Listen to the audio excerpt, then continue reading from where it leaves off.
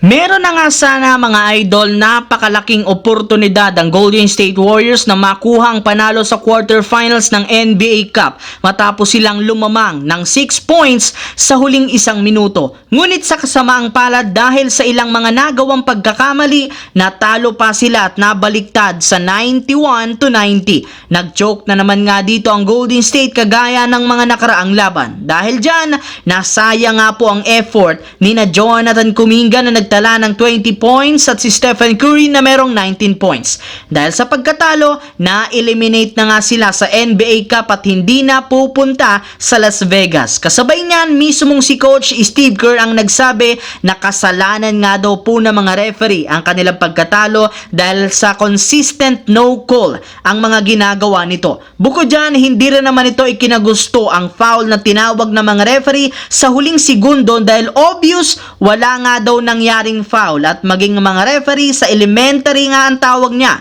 Pero kung si Stephen Curry ang tatanungin, siya nga daw talaga ang may kasalanan bakit sila natalo dahil napapansin niya na panay nahihirapan silang makascore.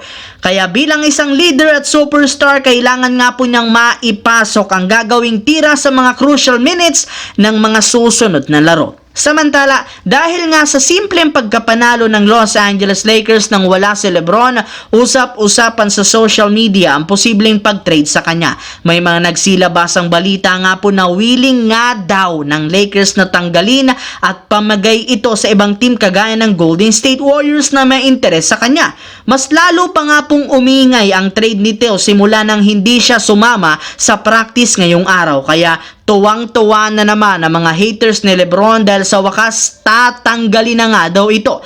Pero lilinawin ko lamang mga idol, hindi Lakers ang magdedesisyon tungkol sa ganitong usapin since hawak pa rin ni LeBron ang huling desisyon kung aalis siya o hindi. Ayon sa front office, wala nga silang balak alisin ang main superstar dahil malaki pa rin naman ang paniniwala nila dito. Kailangan na lamang nga po nila ngayong mag-step up sa paggawa ng pagbabago dahil ayon sa ginawang botohan tungkol sa mga top front office, wala nga pong nakuha ni isa mang boto ang Lakers dito. Ibig sabihin bagsak at walang tiwala ang mga eksperto kay Rob Pelinka. Samantala, sa pagtatapos nga po ng pangalawang araw ng quarterfinals, nakumpleto na ang mga teams na pasok at maglalaban-laban sa semifinals sa Las Vegas kagaya ng ginawa ng liga last year. Ibig sabihin, wala nga pong mangyaring home court advantage na sisimula ng bakbakan ng OKC Thunder kontra sa Houston Rockets